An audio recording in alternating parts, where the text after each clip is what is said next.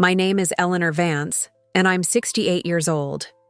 The story I'm about to share with you is one that shattered my world and then, somehow, pieced it back together. The day we buried my husband, Samuel, was the emptiest day of my life. Standing there by the open grave, I received a text from a number I didn't recognize that made my blood run cold. "I'm alive.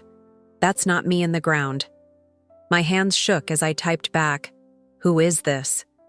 The reply stole the air from my lungs. "I can't tell you. They're watching. Don't trust our sons." That single message cleaved my soul in two. My reality fractured as I looked at Leo and Mark, my boys, standing beside the casket with expressions of practiced solemnity. Something was terribly wrong. Their sorrow felt hollow, their embraces as cold as the November wind. For 45 years, Samuel had been my rock, my confidant, my entire world. I met him when I was 23 in our small town of Maple Creek. We were both children of the same soil, with simple dreams and hard-working hands. I was a waitress at the local diner, saving up to help my family, while Samuel was a gifted carpenter, running the small workshop his father had left him. We didn't have much, but we had a richness money could never buy. A true and honest love. I still remember the first time he spoke to me. It was a crisp autumn afternoon.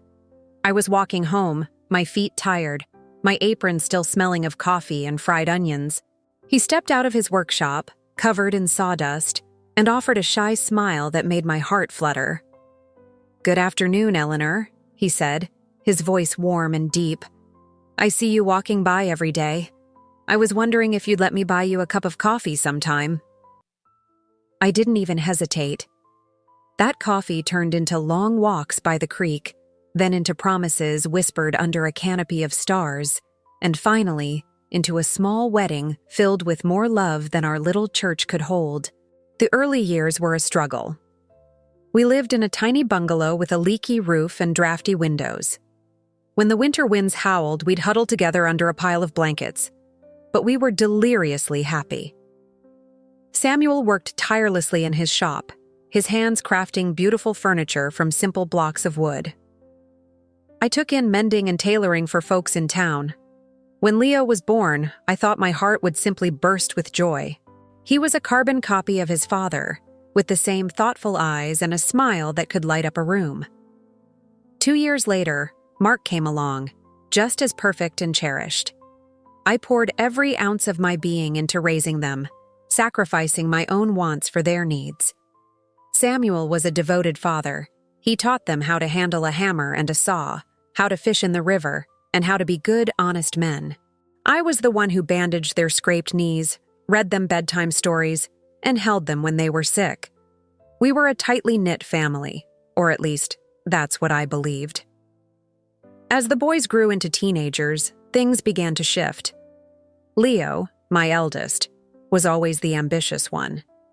He'd look at his father's calloused hands and ask why we had to live so simply, why we couldn't have the fancy things other families did. Mark, ever the follower, echoed his brother's sentiments. When Leo turned 18, Samuel offered him a place in the workshop to learn the craft and one day take over. Leo scoffed at the idea. "I don't want to spend my life covered in sawdust, Dad. I'm going to make something of myself." Those words were a quiet blow to Samuel's heart, though he never let on. I'd find him some nights on the porch swing, just staring into the darkness, a shadow of disappointment on his face. His son hadn't just rejected a job. He had rejected a legacy, a way of life. The years flew by, and true to his word, Leo forged a path in the city's burgeoning tech scene. Mark followed him, as always. They started making money, more money than Samuel and I could ever comprehend. At first, I was bursting with pride. My sons were a success story, escaping our humble beginnings for a brighter future. But slowly, that pride soured into a quiet sorrow. Their visits grew scarce, the phone calls shorter. When they did come home, it was in sleek, expensive cars, wearing clothes that cost more than our monthly mortgage. They'd talk of stocks and investments, looking around our little home with an uncomfortable mix of pity and embarrassment. "Mom," Leo said during one of their fleeting visits, "you and Dad really should sell this place. It's falling apart." He wasn't wrong, but that house was the keeper of all our memories. It was where we'd marked our son's heights on the doorframe, where we'd celebrated every birthday, where we'd grown old side by side. It wasn't a mansion, but it was our home. Samuel, with his quiet wisdom, would often say, "Ellie, the money has changed them. We're not part of their world anymore." I refused to believe it. I made excuses for their distance, for their forgotten promises. "They're busy, Sam. They're building their futures." But deep down, I knew he was right. We had lost our boys long before I lost my husband. I just hadn't realized how deep the chasm between us had grown. The real turning point was when Leo married Tiffany, a city girl who made no effort to hide her contempt for our simple existence.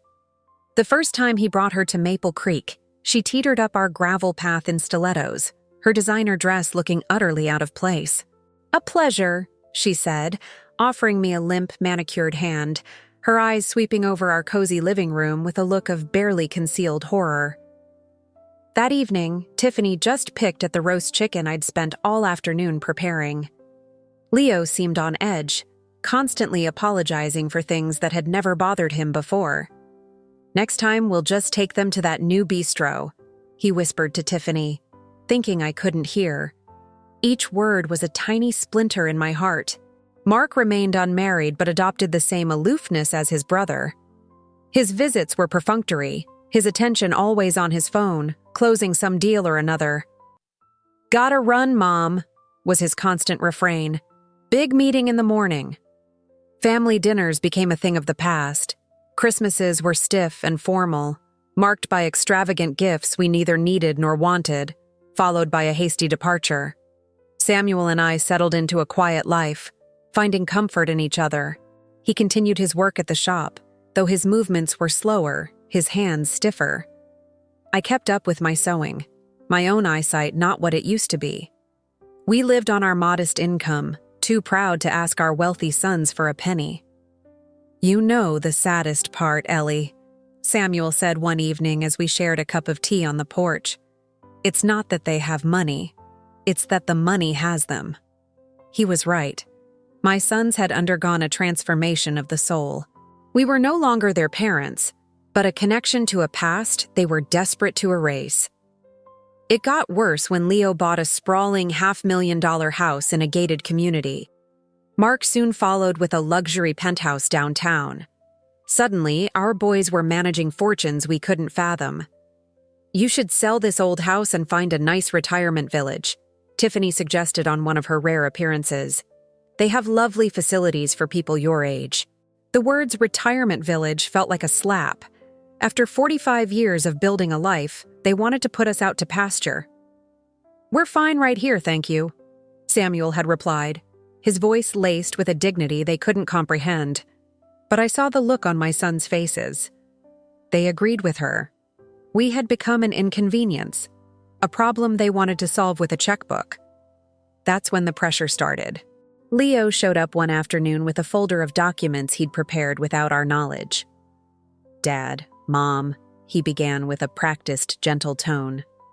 "I've been looking into your finances. This house is probably worth 100,000 tops. If you sell, I could invest it for you, get you a much better return." To us, no return was better than the home we'd filled with a lifetime of love. But Leo didn't see it that way. For him, life was a spreadsheet. "And Dad," he continued, "I think it's time you close the shop. You're 72. You've earned a rest." Samuel looked at him, his eyes filled with a deep sadness. "Son, this work? It's not a burden. It's what keeps my heart beating." "But you could have an accident," Mark chimed in, always reinforcing his brother. "At your age, a fall could be serious." Their words were coded in concern, but underneath I sensed a strange urgency, a restlessness I couldn't quite place. The following months were strained. The boys intensified their campaign to get us to sell. They brought over a real estate agent without asking. They talked about our estate as if we were already gone. "Look," Leo said during a particularly tense dinner, "Tiffany and I are planning on starting a family. That'll be a huge expense. If you sell the house, you could give us our inheritance now. It would really help us out." An early inheritance. He was asking for his inheritance while his father was sitting right across from him. The audacity left me breathless. Samuel remained calm, but his jaw was tight. "Leo, when your mother and I are gone, everything we have is yours. But while we are living, we make our own decisions." "Don't be so sentimental," Mark snapped, with a cruelty I'd never heard from him. "You're old. You can't live in the past." That night, after they left, Samuel and I sat in the dark for a long time. For the first time, we had to confront the terrifying possibility that our sons were not the men we thought we'd raised. "Something is wrong, Ellie," Samuel whispered, his voice heavy with a worry that chilled me to the bone. "This isn't just about money. There's something else going on." I had no idea how right he was. I couldn't have imagined that my own children were weaving a plot that would tear our family apart forever. I never suspected that the coming tragedy wasn't a twist of fate, but a meticulously planned conspiracy, orchestrated by the two people I loved most in the world. The last normal conversation I had with Leo was 2 weeks before Samuel's death. He came by himself, without Tiffany, and seemed unusually somber. "Mom," he said, sitting at our little kitchen table, "I just want you to know, whatever happens, Mark and I will always look after you." At the time, his words were a comfort. Now, standing at Samuel's grave, they sounded like a threat. What did he mean? Whatever happens. The accident that took my husband happened on a Monday morning. Samuel had gone to his workshop, same as always. I was humming to the radio, kneading bread dough, when the phone rang. The sound itself seemed to carry a sense of dread. "Mrs. Vance?" a clipped, unfamiliar voice said. "This is County General Hospital. Your husband has had a bad fall. You need to come right away." The world tilted on its axis. My knees gave out, and I had to grip the counter to stay upright. A fall? Samuel knew that workshop like the back of his hand. He was so careful. Is he alive?" "Ma'am, please, just come as quickly as you can." The drive to the hospital was a blur. My neighbor, Carol, drove me. My hands were shaking too violently to hold the steering wheel. My mind kept replaying the scene over and over. How could he have fallen? When I burst through the emergency room doors, Leo and Mark were already there, talking to a doctor. I was surprised. I hadn't called them yet. But in my panic, the detail slipped my mind. "Mom," Leo said, wrapping me in a hug that felt strangely stiff. "Dad's in bad shape. They said he fell from a ladder. He has a serious head injury."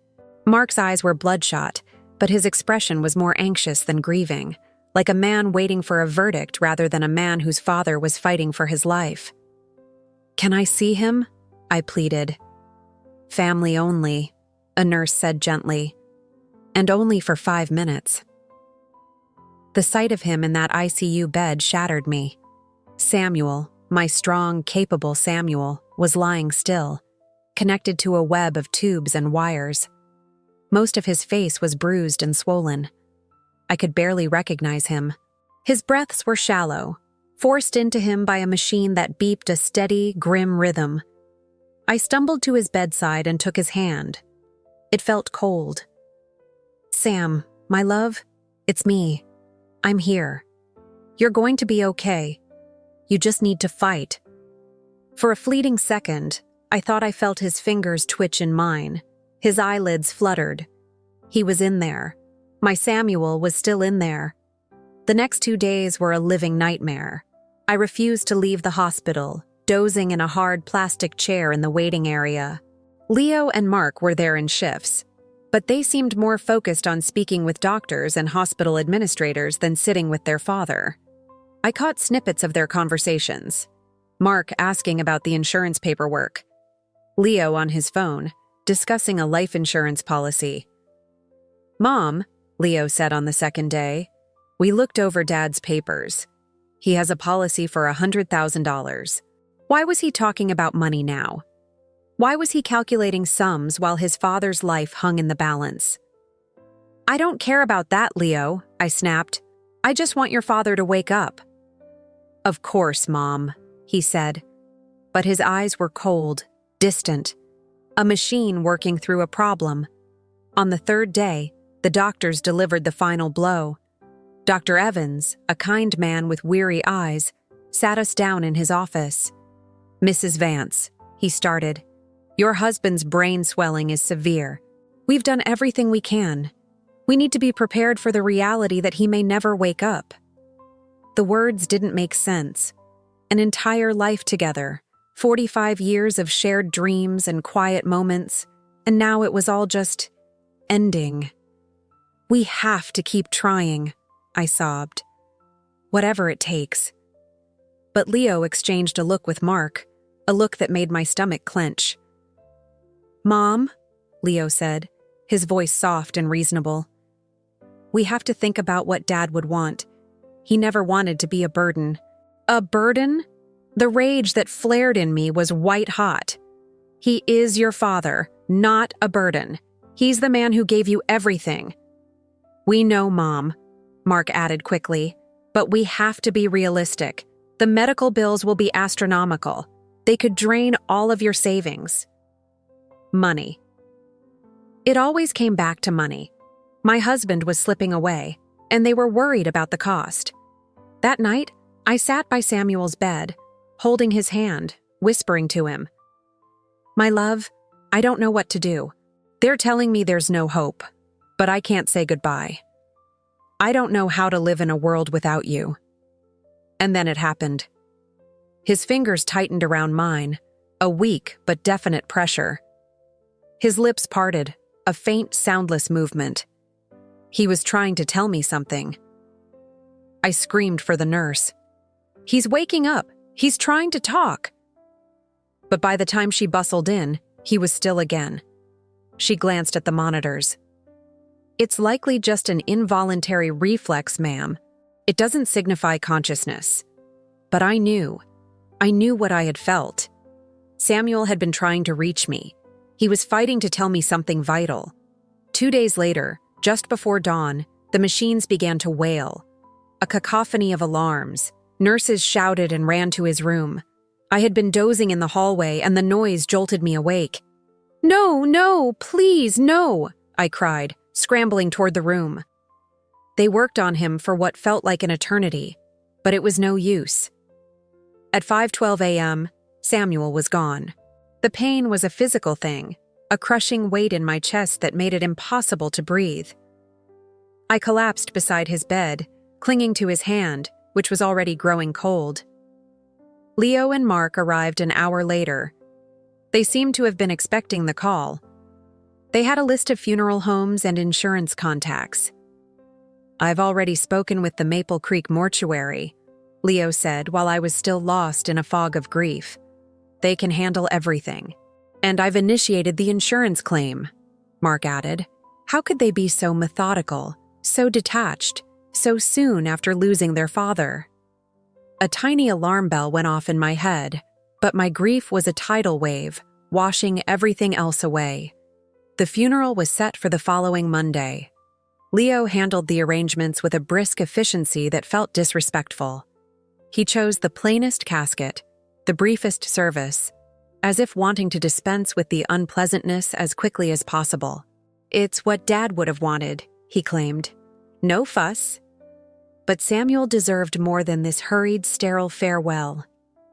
The day of the funeral was gray and drizzling, a perfect reflection of my heart. I wore the black dress I'd worn to my own mother's funeral. My hands trembled so badly that Carol had to do up the buttons for me. You have to be strong, Ellie, she whispered, her own eyes full of tears. Sam would want you to be strong. But I felt nothing but a hollow emptiness. 45 years. You can't just put 45 years in a box and lower it into the ground. Every corner of our home screamed his absence. His reading glasses on the nightstand, his worn work boots by the door, the lingering scent of sawdust on his favorite sweater. At the cemetery, I was struck by how few people were there. I had expected to see the whole town, but it was just our small group. Leo, Mark, Tiffany, Carol, myself, and the minister. For a man who had lived his whole life in Maple Creek, a man who had built half the furniture in town, the gathering felt insultingly small. "Where is everyone?" I asked Leo. "We kept it private," he said. "Dad wouldn't have wanted a spectacle." Another lie. Samuel loved his community. He would have wanted them here. Why were my sons being so secretive? During the service, I watched my sons. Leo kept glancing at his watch. Mark fidgeted, his eyes darting around as if he expected someone to appear. Tiffany was texting behind her black veil. This was their goodbye, impatient and distracted. The minister's words about peace and eternal rest floated past me. I didn't want him to rest in peace. I wanted him to come home. When the first shovelful of dirt hit the casket, a sob tore from my throat, and I nearly collapsed. Carol held me up. The sound was so final, so absolute. And it was in that exact moment, as I stared into my husband's grave, that my phone vibrated in my coat pocket. A text message from an unknown number. "I'm alive. That's not me in the ground." My heart stopped beating. The words swam before my eyes. I must be going mad with grief. With a shaking thumb, I replied, "Who is this?" The response was instantaneous. "I can't tell you. They're watching. Don't trust our sons." The phone slipped from my grasp, falling silently onto the damp grass. Carol moved to pick it up, but I grabbed it first, shoving it deep into my pocket. "Are you all right, Mom?" Leo asked, his face a mask of concern. I stared at him, really stared at him, searching for something, anything. His eyes were clear, his expression worried. But was it real? "I'm fine," I mumbled. "Just tired." On the drive home, the words from the text echoed in my mind. Was it a sick prank? Or was it possible? If Samuel was alive, who was in that casket? And who would know to warn me about my own children? That night, in the crushing silence of my empty house, I began to piece things together. The fall in the workshop. Samuel was a master craftsman. He knew every inch of that place. How had my sons arrived at the hospital so quickly? I was his emergency contact. They should have called me first. And the money. From the moment he was hurt, all they spoke of was insurance, policies, and payouts. I went to Samuel's old roll-top desk, where he kept all our important papers in a locked metal box. I found the life insurance policy Leo had mentioned. $100,000. But something was wrong. The policy had been updated just 3 months ago. The original policy was only for $10,000. Why the sudden, drastic increase? Samuel had never mentioned it. I dug deeper and found another policy, one I'd never seen before. An accidental death and dismemberment policy for an additional $50,000, taken out just 2 months before he died. $150,000. A fortune. Enough to tempt anyone. My phone buzzed again. The same number. Check the joint bank account. See the withdrawals. My heart was hammering against my ribs. Whoever this was, they knew things. Things that were starting to paint a very ugly picture. The next morning, I went to our local bank. Mr. Henderson, the bank manager who had known us for decades, offered his condolences. "Eleanor, I was so sorry to hear about Samuel, a true pillar of our community." "Thank you, Robert. I need to review our recent statements. I have to get our affairs in order." He printed out the last 6 months of activity on our savings account. My blood went cold. Over the last 3 months, there had been a series of large cash withdrawals. $2,000 in August, $5,000 in September, another $5,000 in October. Money I knew nothing about. "Who made these withdrawals?" I asked, my voice barely a whisper. "Why, Samuel did," Mr. Henderson said. He came in himself. But Samuel and I discussed every major expense. He would never have taken that much money out of our savings without telling me. Did he say what it was for? He mentioned something about needing new equipment for the workshop, he replied. A lie. Samuel had just bought a new lathe last year and was very proud of it. Was he alone when he made these withdrawals? I pressed. Mr. Henderson paused, thinking. You know, now that you mention it, one of your boys was with him a couple of times. Leo, I believe. Said he was just helping his dad with the paperwork. Leo. My son had been there, taking money from our account, money I didn't know about. That afternoon, another message arrived. The insurance was their idea. They told Samuel he needed more coverage to protect you. It was all a setup. The pieces were clicking into place with a horrifying certainty. The new insurance policies, the mysterious withdrawals, Leo's involvement, his suspicious efficiency after Samuel's death, his cold focus on the money. But the most terrifying question remained. Had they actually planned their father's death? How? And who was this person feeding me these clues? The following days were a blur of fear and suspicion. Every phone call from my sons, every word of comfort, felt laced with deceit. I needed more. I needed proof. My phone buzzed. Go to the workshop. Look in the bottom drawer of his desk. You'll find his journal. I hadn't been back to the workshop since the accident. Leo had told me the police had sealed it off, but when I got there, the door was unlocked. He had said Samuel fell from a ladder, but as I looked around, everything was in its place. The ladders were neatly stacked against the wall. There was no sign of an accident, no overturned tools, no bloodstains. It was just quiet. In the bottom drawer of his desk, tucked beneath some old blueprints, I found it. A small, leather-bound journal. His handwriting, so familiar, filled the pages. The last entry was dated 3 days before his fall. Leo and Mark were here again, pushing about the insurance. Leo says it's for Ellie's future, but something feels off. They're too eager. I don't like the look in their eyes. Below it, another entry. Mark brought some papers to sign today. Something about a new investment. He talked so fast I couldn't keep up. Why are they in such a hurry? My husband had seen it.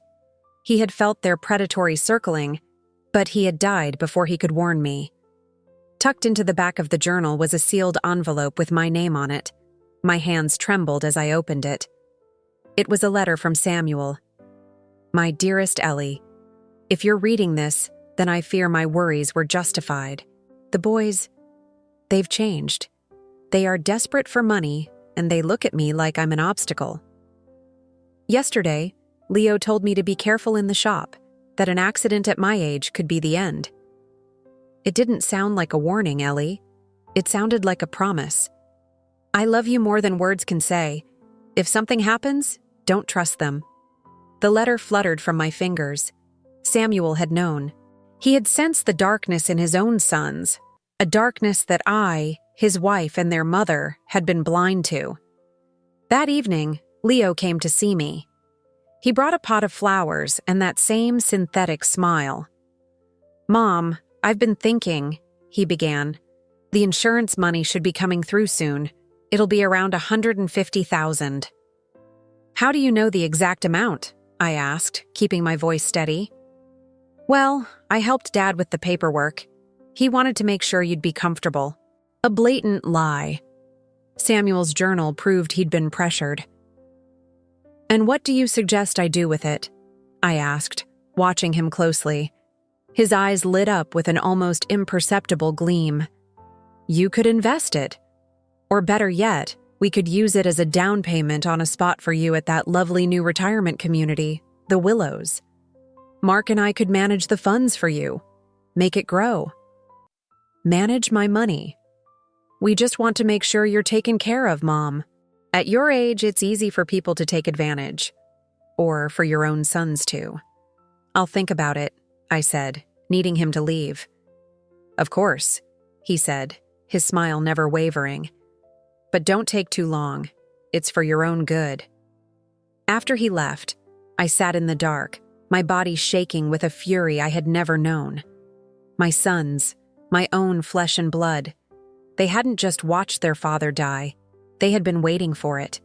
And now, they were coming for me. That night, my phone lit up with the longest message yet. Tomorrow, go to the sheriff's office. Ask for the official report on Samuel's accident. You will find that there isn't one. The next day, I walked into the local sheriff's office. Deputy Miller, a man who'd known Samuel his whole life, greeted me with a sad smile. "The report on my husband's accident?" he said, looking confused. "What accident, Eleanor?" "At his workshop, the fall from the ladder." The deputy typed at his computer, then shook his head. "There's no report of any accident at Sam's workshop. In fact, we have no incident report involving your husband at all." The floor seemed to drop out from under me. "But my son said that's why he was in the hospital." "Eleanor," he said, his voice dropping, "according to the hospital's intake form, your husband was brought in by your sons. He was found unconscious in his home. The admitting diagnosis was a suspected massive stroke. A stroke, not a fall. The story of the accident, the ladder, the workshop.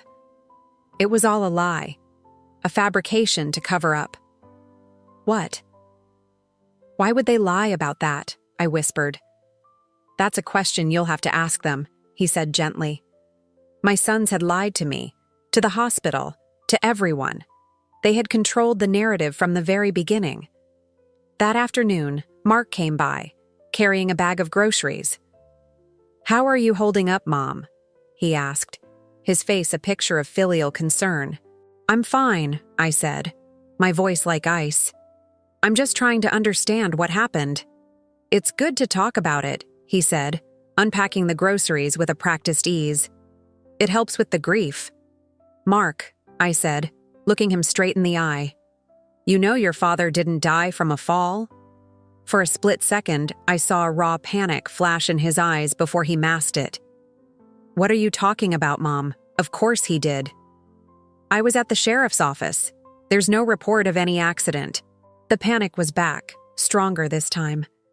"Mom, you're not thinking clearly. The grief, it's making you confused." "Am I confused, Mark? Or have you been lying to me?" He stood up abruptly, knocking over a glass of water. "I think you need to rest. We can talk about this when you're feeling better." He fled, but not before I saw him making a frantic call on the porch. The tone was panicked, urgent. The message that night was chillingly precise. "They're coming for you tomorrow. Both of them. They will try to convince you that you are losing your mind. They will say the grief is making you paranoid. Do not believe a word they say. And do not, under any circumstances, eat or drink anything they offer you." The prophecy came true. The next morning, Leo and Mark arrived together, Tiffany trailing behind them. Their faces were etched with deep theatrical concern. "Mom, we need to talk," Leo began, his voice oozing sympathy. "We're worried about you. Doris mentioned you've been acting erratically," Mark added. "A lie. I had spoken to Doris yesterday, and she'd said no such thing." "Tiffany brought some of your favorite scones," Leo said, gesturing to a bakery box, "and I brewed some of that special tea you love." I looked at the tea, then back at their faces, and the words of the message screamed in my head. "Do not eat or drink anything." Were they trying to poison me too? "Thank you, but I've already eaten," I said, my voice firm. "But Mom," Tiffany cooed, "you have to keep your strength up." I saw Leo exchange a meaningful glance with Mark. It was the same look they'd shared in the hospital. "Mom," Leo said, moving closer, "Mark and I have been speaking with some professionals about your behavior." "My behavior?" "Yes. Going to the sheriff's office, asking these strange questions. It's a common symptom of complicated grief, but it needs to be managed." We spoke with a specialist, Mark chimed in. Dr. Albright. He says it's very common for elderly women who lose a spouse to develop delusional paranoia. Paranoia. The word they would use to steal my life. I am not paranoid, I said, my voice ringing with clarity. I am asking questions that you have refused to answer. What questions? Leo challenged. Like why you lied about how my husband ended up in the hospital. Like why you took thousands of dollars from our savings account. Like why you increased his life insurance without my knowledge. The silence in the room was thick with their guilt. Mom, Mark finally stammered. Those things, they have explanations. Dad took that money out to surprise you with a kitchen remodel. And the hospital? Charles added smoothly. We just said it was a fall because it was simpler. We didn't want to worry you with talk of a stroke. More lies. A web of lies so tangled I could barely see the truth. We think it would be best if you moved somewhere you can get professional help, Tiffany said softly. A care facility. A specialized home, Leo corrected her, for people who are struggling. And while you're getting better, Mark and I can handle everything here. Selling the house, managing the insurance, all the stressful things you shouldn't be dealing with right now. There it was. The entire plan laid bare. Have me declared insane, lock me away, and seize control of everything Samuel and I had ever worked for. And if I say no? I asked. Leo's smile was gone. His eyes were cold and hard. Then we'll have to pursue legal options. We can petition the court to have you declared mentally incompetent. We have Dr. Albright's preliminary assessment. It won't be difficult. It was an ultimatum. Give them everything, or they would take it by force. I need some time to think, I said. Of course, Leo replied, but not too much time. We're only thinking of you. After they left, I collapsed into a chair, the full weight of their betrayal crushing me. My sons were monsters. That night, the final message came. Eleanor, my name is David Chen. I am a private investigator. Your husband, Samuel, hired me 4 weeks before his death. He suspected your sons were planning to harm him. They poisoned him with a digitalis overdose, mixed into his morning coffee. I have audio recordings of them planning it all. Meet me tomorrow at 3 p.m. at the Oak Street Cafe. We will get justice for Samuel. Finally, a name. A face to the mysterious savior who had been guiding me through the darkness. But I knew I was running out of time. My sons had made their move. The war for my life and for Samuel's memory had begun. I was just a 68-year-old widow, but I was about to show my sons that a mother's love, when turned to a fight for justice, is the most powerful force on earth. The next day, I dressed with purpose, choosing the navy blue dress I always wore to church. I felt Samuel's presence with me, giving me strength. I walked to the cafe, my heart a nervous drum against my ribs. I sat at a booth in the back, as instructed, and ordered a tea I couldn't drink. At precisely 3 p.m., a man in his late 40s approached my table. He had kind eyes and a calm demeanor. Mrs. Vance? He asked quietly. I'm David Chen. I'm so very sorry for your loss. Samuel was a wise man. He slid into the booth and placed a manila folder on the table. He came to me a month ago, David began. He was worried. He said his boys were in some kind of financial trouble and were acting strangely. He took a small digital recorder from the folder. I need to warn you. What you are about to hear is extremely difficult. He pressed play. Samuel's voice, so achingly familiar, filled the air. David, I need you to listen. If anything happens to me, I want you to give this recording and everything else you find to my wife, Eleanor. Only to Eleanor. My eyes filled with tears. He had been protecting me, even then. The recording continued. Leo and Mark. They keep talking about money.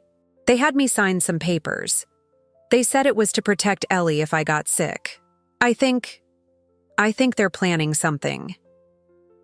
David then played another recording. This time, It was Leo and Mark's voices, recorded by a tiny microphone David had planted in our living room. "We can't wait much longer," Leo's voice said. "The creditors are calling daily. The digitalis is untraceable. It will look like he had a heart attack. No one will suspect a thing." "What about Mom?" Mark asked. "She'll be so grief-stricken she won't question it. We'll have her declared incompetent within a month. The house, the insurance, it'll all be ours." The cold, calculated cruelty of it stole my breath. These were not my sons. They were strangers. "How did you get this?" I sobbed. "Samuel gave me permission to place listening devices. He was terrified, but he needed proof. I also have this." David slid a photograph across the table. It showed Leo at a garden supply store buying a potted foxglove plant, the source of digitalis. "And this," he said, showing me financial statements. "Leo has over 100,000 in business debts. Mark has nearly 50,000 in gambling debts. They were desperate." It all clicked into place. This wasn't just about greed. It was about survival. Their own financial ruin had driven them to murder their father. "Why didn't you go to the police sooner?" I asked. "Because they were clever," David explained. "They paid off the attending physician at the hospital to list the cause of death as a stroke. Without an autopsy, it was their word against a recording. But now, with your testimony, we have enough." "What do we do?" I asked, a new fire burning within me. "We go to the police. Tonight.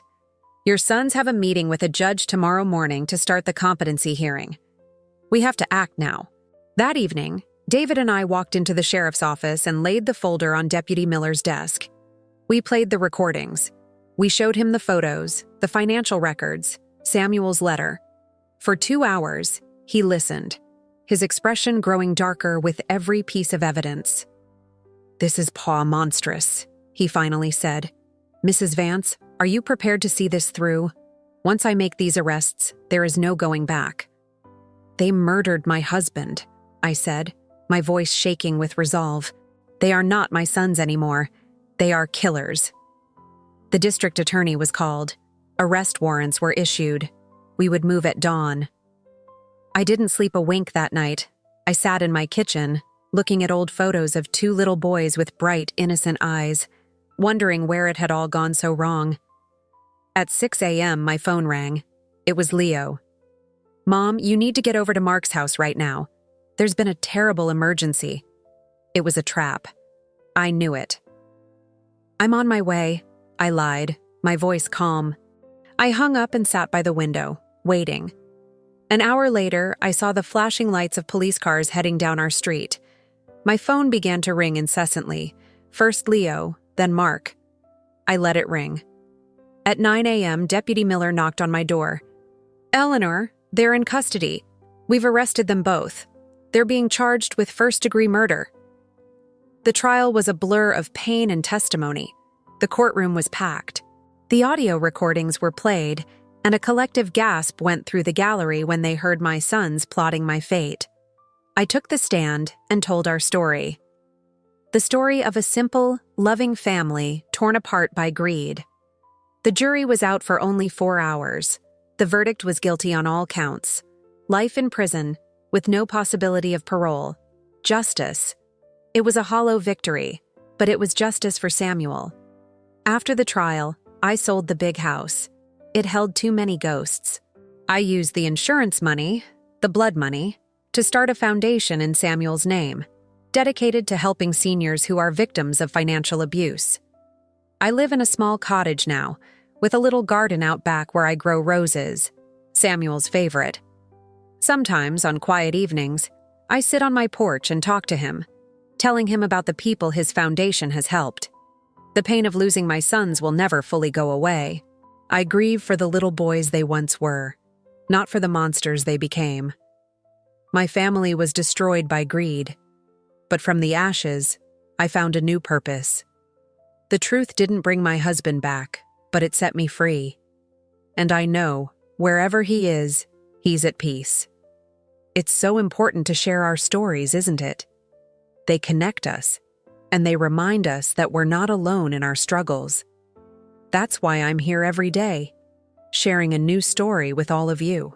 If you want to be sure you don't miss tomorrow's story, make sure you're following the channel and have clicked that little notification bell.